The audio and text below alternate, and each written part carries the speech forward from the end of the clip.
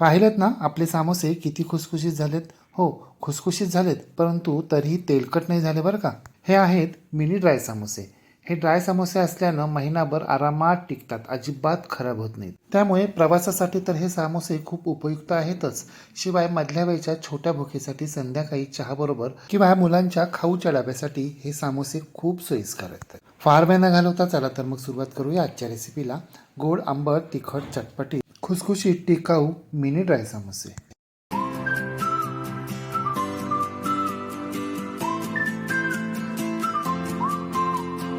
Mini dry samosa करण्यासाठी इथे आपल्याला एक मोठी वाटी म्हणजे साधारणपणे 125 ग्राम इतका चाळून घेतलेला मैदा घ्यायचा आहे. आणि या मैद्यामध्ये आपल्याला चवीप्रमाणे मीठ आणि अर्धा चमचा ओवा अशा पद्धतीनं हातावर चोळून घालायचा आहे.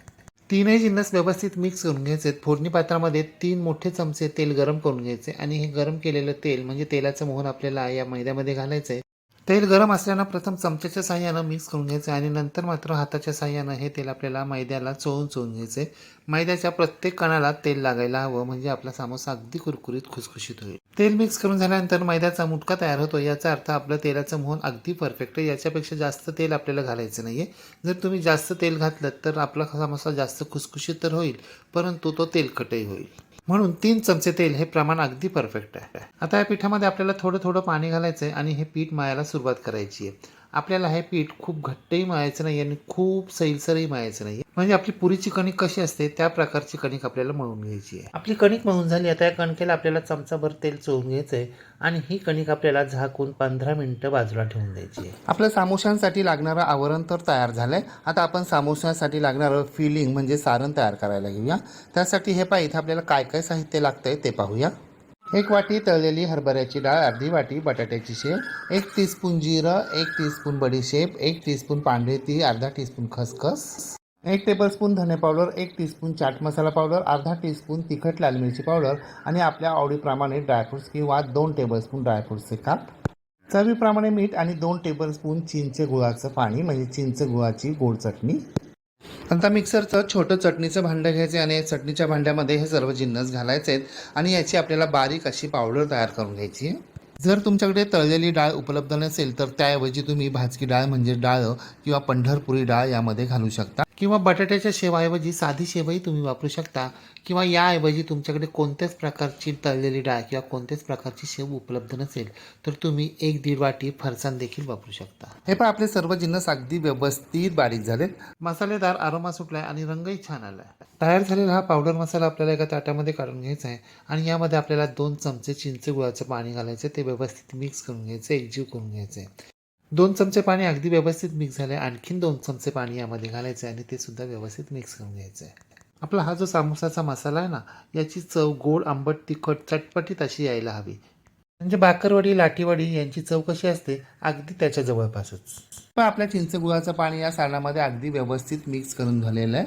आता यामध्ये आपण आपल्या आवडीप्रमाणे ड्रायफ्रूटचे काप घालायचे. मी इथे 2 टेबलस्पून ड्रायफ्रूटचे काप घालतोय. काही जण यामध्ये किशमिशचा देखील वापर करतात. तुम्हाला जर किशमिश आवडत असेल तर ते सुद्धा तुम्ही तुकडे करून घालू शकता.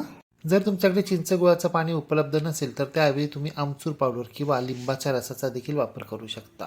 समोशांचं स्टफिंग म्हणजे सारण तयार होईपर्यंत आपली कणिक देखील अगदी व्यवस्थित मुरली आहे. आता कणकेवरचं झाकण काढायचं. ही कणिक आपल्याला 2 मिनिटं एकसारखी मळून घ्यायची आहे आणि लगेचच या कणकेपासून आपल्याला छोटे छोटे समोसे तयार करायला घ्यायचे. त्यासाठी आपल्याला कणकेचा मोठ्या लिंबा एवढा गोळा घ्यायचा आहे आणि या गोळ्यापासून आपल्याला एक लंब गोलाकार पुरी लाटून घ्यायची. लक्षात ठेवा आपल्याला लंब गोलाकार पुरी लाटायची, गोल गरगरीत पुरी लाटायची नाहीये. पुरी आपल्याला खूप पातळ सुद्धा लाटायची नाही आणि खूप जाड सुद्धा लाटायची नाही. मध्यम थिकनेसची पुरी आपल्याला लाटून घ्यायची आहे. हे पहा आपली पहिली पुरी लाटून झालेली आहे. आता पुरीच्या मध्यभागी आपल्याला सुरीच्या साहाय्यानं असा छेद द्यायचा आहे आणि पुरीचे 2 भाग करून घ्यायचे आहेत. पुरीचे 2 भाग तयार झाल्यानंतर एक भाग आपल्याला पोळपाटावर ठेवायचा आहे आणि या भागाच्या कडांना आपल्याला सगळ्या बाजूंनी पाणी लावून घ्यायचं आहे. म्हणजे आपला समोसा अगदी व्यवस्थित चिकटेल आणि सारण बाहेर येणार नाही. आता पाणी लावून घेतलेली पुरी आपल्याला पोळपाटावरून उचलायची आहे. पुरीचा तळाचा भाग अशा पद्धतीनं दाबून घ्यायचा आणि मधला भाग देखील चिकटवून घ्यायचा आहे. पुरी चिकटवून झाल्यानंतर पुरीला टोपीसारखा आकार आलाय. आता या टोपीमध्ये आपल्याला वरचा थोडासा भाग रिकामा राहील इतपत आपण तयार केलेलं सारण भरायचं आहे. सारण भरून झाल्यानंतर हे सारण आपल्याला बोटांच्या साहाय्यानं अशा पद्धतीनं थोडंसं दाबून घ्यायचं आहे आणि मग पुरीचा मधला भाग आणि तळाकडचा भाग आपल्याला दाबून घ्यायचा आहे, चिकटवून घ्यायचा आहे आणि त्यानंतर सर्वात शेवटी पुरीचा वरचा भाग आपल्याला चिकटवून घ्यायचा आहे, बंद करून घ्यायचा आहे. जर पुरी व्यवस्थित चिकटत नसेल तर थोडंसं पाणी लावलं तरी काहीच हरकत नाही. हे पहा आपला पहिला मिनी सामोसा तयार झालेला आहे. आता आपण तो एका ताटामध्ये काढून ठेवूया. सर्व सामोसे आपल्याला अशा पद्धतीनंच करून घ्यायचे. आकार तुम्ही तुमच्या आवडीप्रमाणे कमी जास्त करू शकता, परंतु मी जो आत्ता आकार घेतला आहे तो अगदी परफेक्ट आहे. आत्ता आपण जो पहिला सामोसा तयार केला तो आपण प्रथम मध्यभागी चिकटवला आणि नंतर मग सर्व बाजूने चिकटवला. परंतु हे पहा तसंही करण्याची गरज नाही आहे. मध्यभागी न चिकटवता सुद्धा आपण डायरेक्ट सर्व कडा बंद करू शकतो अशा पद्धतीनं. सुरुवातीला आपण एक पुरी लाटून घेतली, तिचे 2 भाग केले आणि त्यापासून 2 समोसे तयार केले. पण प्रत्येक वेळी असंच करायला हवं असं काही नाही. सगळ्या कणकेच्या एकदम पुऱ्या लाटून घ्यायच्या, त्यांचे 2 भाग करायचे. एक स्वच्छ सुती कापड पाण्यानं ओलं करून घ्यायचं, ते घट्ट पिळून घ्यायचं आणि ते या पुऱ्यांवर बांधायचं, म्हणजे पुऱ्या सुकणार नाही. आणि एक महत्त्वाची गोष्ट लक्षात ठेवा, आपले सर्व सामोसे भरून झाल्यानंतर पुन्हा एकदा खात्री करून घ्यायची की आपले सर्व सामोसे व्यवस्थित चिकटलेत ना. आणि जर चिकटले नसतील तर मग ते पाण्याचा हात लावून चिकटवून घ्यायचे. जर सामोसे व्यवस्थित चिकटले नसतील तर तळताना त्यातील सर्व सारण बाहेर पडेल, तेलामध्ये पडेल. आपल्या सगळ्या पुऱ्यांमध्ये सारण भरून झाले. आता एक स्वच्छ सुती ओलं करून घट्ट पिळून घेतलेलं कापड आपल्याला यावर अंथरायचं आहे आणि सामोसे तळायला सुरुवात करायची आहे. जोपर्यंत सामोसे तयार होत होते तोपर्यंत एका बाजूला मी पॅनमध्ये तेल गरम करण्यासाठी ठेवलं होतं. आता तेल गरम झाले. इथे एक गोष्ट लक्षात ठेवा, आपल्याला सामोसे तळण्यासाठी नेहमीप्रमाणे आपण तेल अगदी गरम करून घेतो ना, तसं गरम करायचं नाहीये, तर कोमट करून घ्यायचं आहे.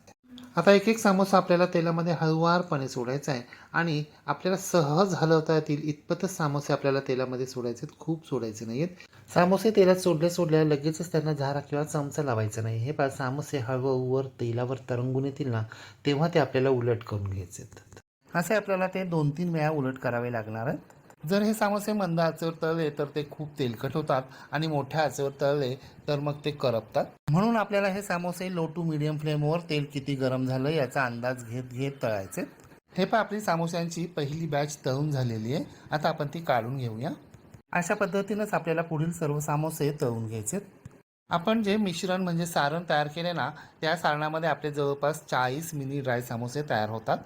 परंतु आपण 125 ग्रॅम मैद्याची जी कणिक मळली ना, त्यामध्ये फक्त 25च सामोसे तयार होतात.